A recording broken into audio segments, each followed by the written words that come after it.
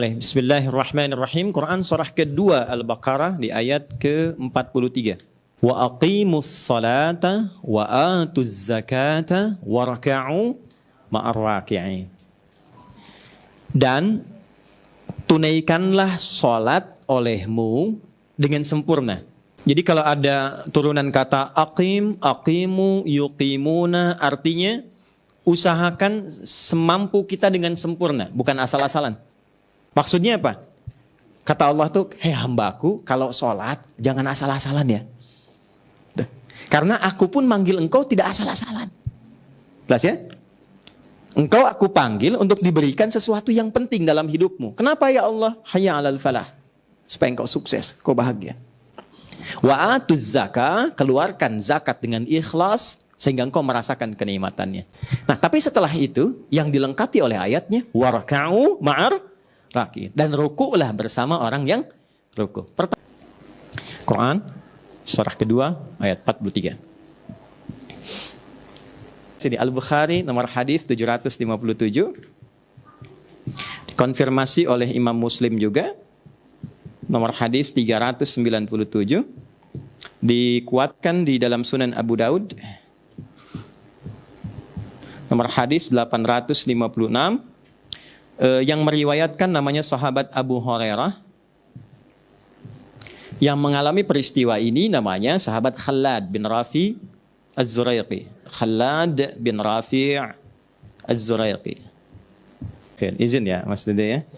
Kita baca hadisnya.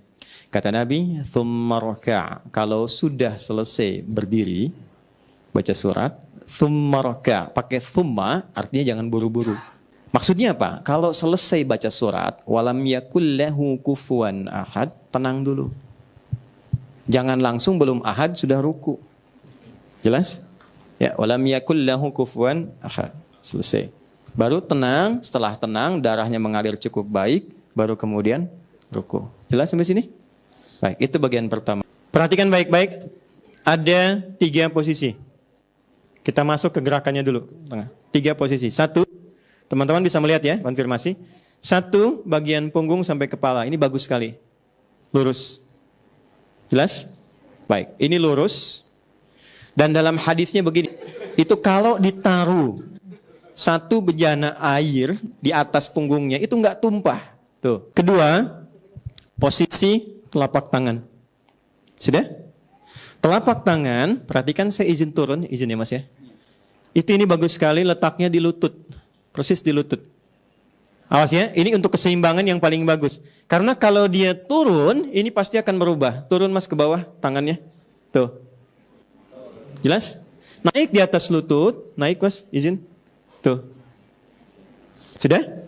Letakkan di lutut tadi. Nah, sudah? Kemudian yang ketiga, ini yang paling penting dan kadang lupa. Saya ingin tunjukkan bagian terakhir. Silakan ruku lagi. Udah ya? Posisi tangan ini bukan sekedar ditempel, tapi ditekan. Nekan sehingga otot bagian belakang ini ketarik. Tarik sampai ke sini ke atas. Ditarik ini. Ya, jadi ini yang biasanya dipakai jalan tiap hari, pegal apa. Ini di dalam sholat ini diluruskan kembali. Ini kajian aspek kesehatannya. Dan belum berdoa. Kalau sudah mencapai ini, sudah enak, baru berdoa. Ya, lurus punggung. Kemudian jari itu tidak rapat begini, tidak lebar juga, cukup menggenggam aja di lututnya. Ya. Kemudian tekan ke belakang sehingga kita merasakan ada tegangan otot di bagian belakang yang diluruskan kembali sampai dengan ke atas. Paham sampai sini? Selesai dengan gerakan. Bacaan. Apa bacaannya?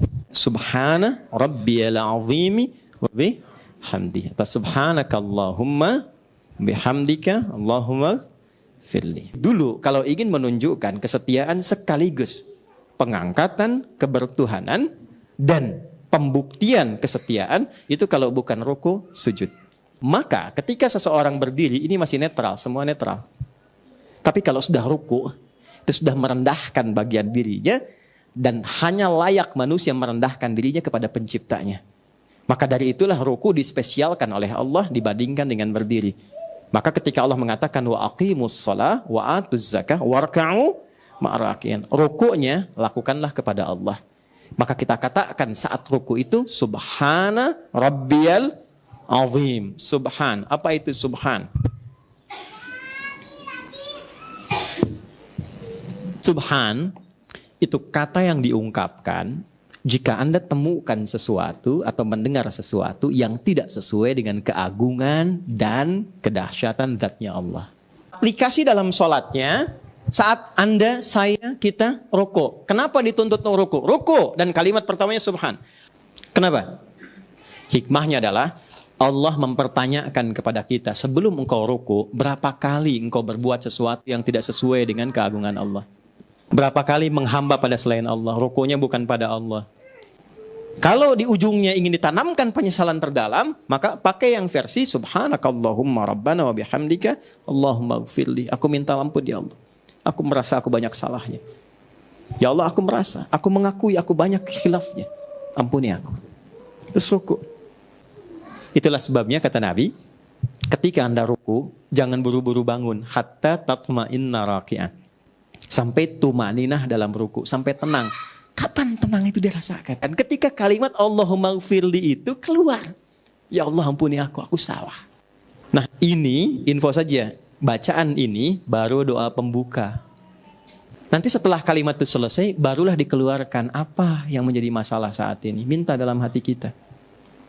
Nah, di saat itulah, titik itu kita hadirkan, lalu kita mintakan, itulah yang terjadi koneksi yang sangat tinggi, terkabul tuh. Nah, karena itulah kemudian orang-orang yang sedang ruku sampai ke titik itu diminta oleh Allah bangun. Ketika bangun kamu minta apa? Sepenuh langit dan bumi pun atau sepenuh apa yang kau inginkan aku berikan. Maka kita katakan sami Allahu liman hamidah. Ya Allah, engkau pasti dengar doaku ya Allah. Dan aku memujimu dengan semua apa yang kau dengar itu.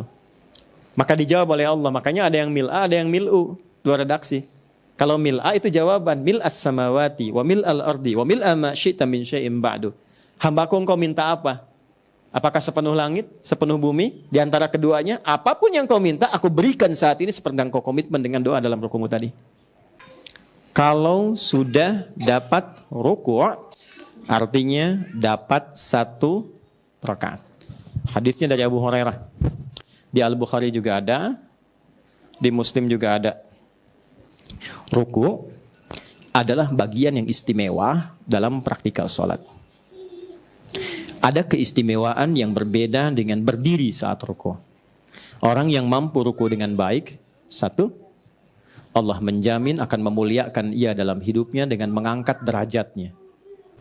2, hendaknya orang ruku tidak sekedar memformalkan ruku sebagai kewajiban atau rukun dalam sholat, tapi juga menyertakan hikmah, esensi ruku saat itu dilakukan. Sucikan Allah dari berbagai hal atau perilaku kita yang kurang baik, yang tidak sesuai dengan kemuliaan Allah. 2, berusaha mengoreksi diri, bermuhasabah dalam posisi ruku atas segala perilaku yang tidak layak yang kita lakukan, dan saat bersamaan dengan itu kita mengagungkan Allah. Dan yang ketiga, berdoalah dengan khusyuk kepada Allah setelah menyempurnakan tahapan-tahapan yang tadi telah disampaikan. Ya, niscaya dalam doa itu Allah akan mengangkat kita dan menjawab dengan menawarkan apa permohonanmu hambaku. Sekarang tinggal bagaimana cara i'tidalnya, bagaimana cara sujudnya. Kita akan bahas itu dalam pertemuan yang lain insya Allah.